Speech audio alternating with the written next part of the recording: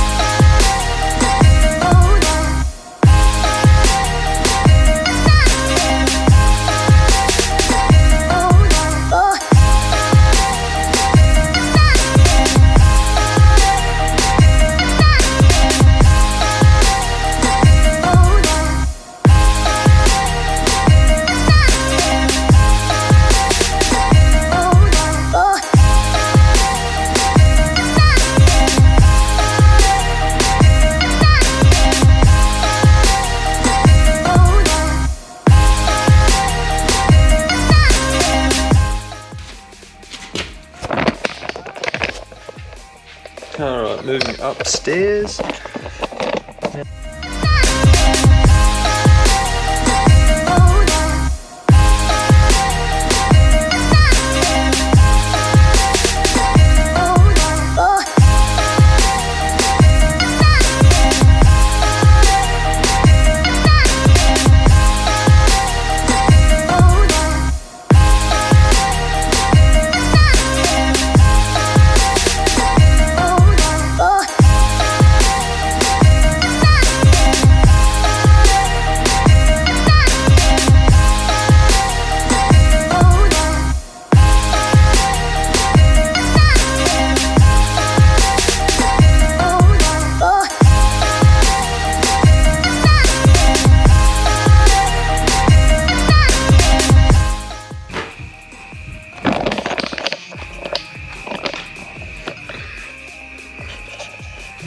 Okay, so as you can see, here's the filler hose. Alright, so this is when you stick the fuel nozzle in at the servo, or the gas station.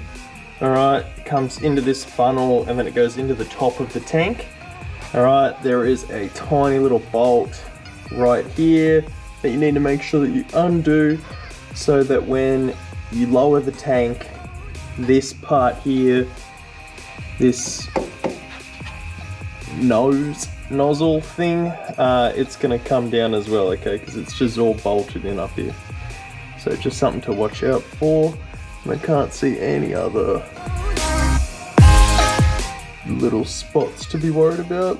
So hopefully that's it. And then on this side, we got one bolt here and another bolt over here. So I'm gonna undo those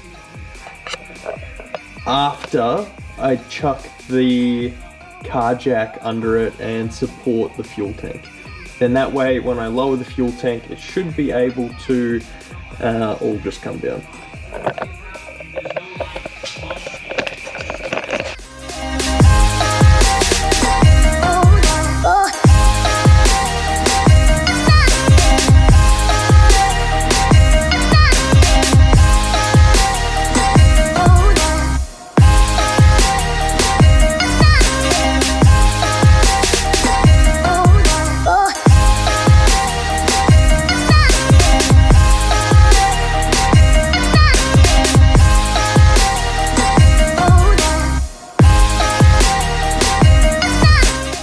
So after a little bit of technical difficulty, I have now applied just a teeny bit of pressure onto the fuel tank, enough that these metal straps, bandings I guess, they're not supporting the weight of the fuel tank now. I'm just going to go around, undo everything, and hopefully start to lower it and not break this fuel tank. I hope that there's a real mechanic at home watching me wobbly head 17mm double extension on the Ugga Dugga, and none of them are impact bits.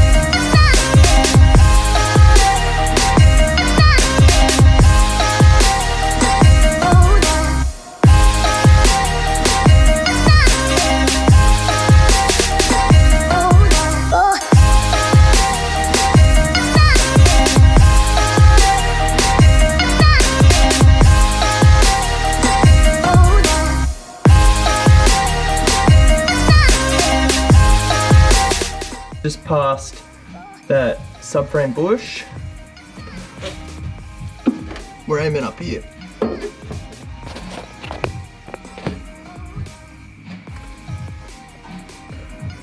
Alright, we're aiming for these fuel lines up here. There's two with hose clamped on there. Of course, the ICAS lock bar is now in the way.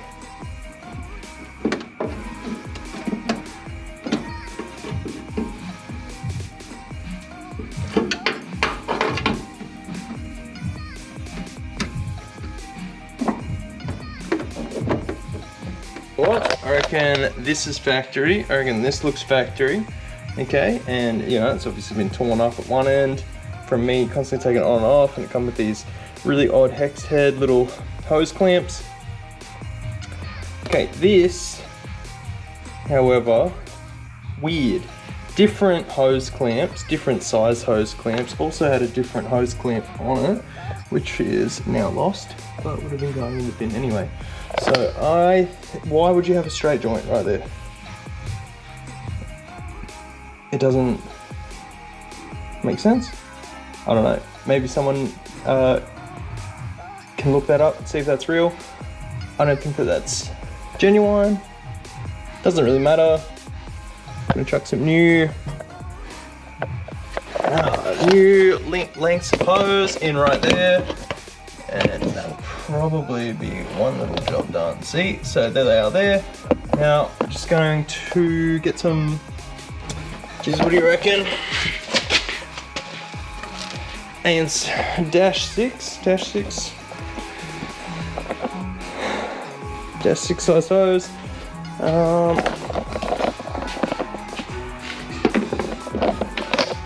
But the battery on the GoPro's done so I might just stop here for the night. See, it's all dark outside now.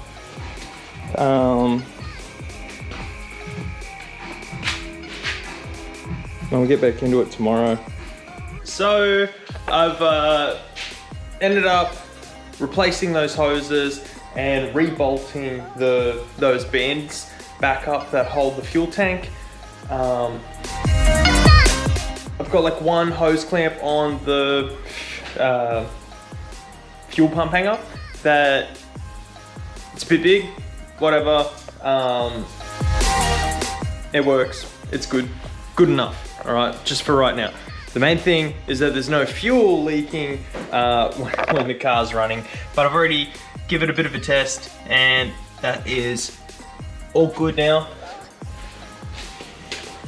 And basically that's gonna be that for a nice quick repair on the fuel tank.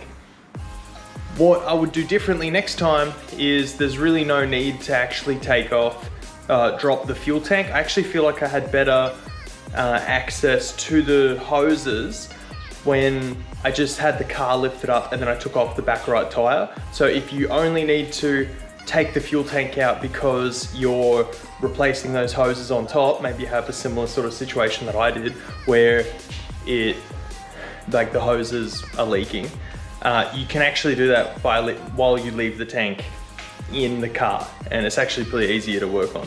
But you know what, lessons learned, and at least I can let you guys know that before you need to go too far when you're working on the car anyway. But that being said, hope you really enjoyed it, and a little bit of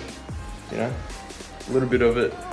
I really hope that you enjoyed it and that you were able to get a little bit of information out of it at least, and not need to worry about so much of the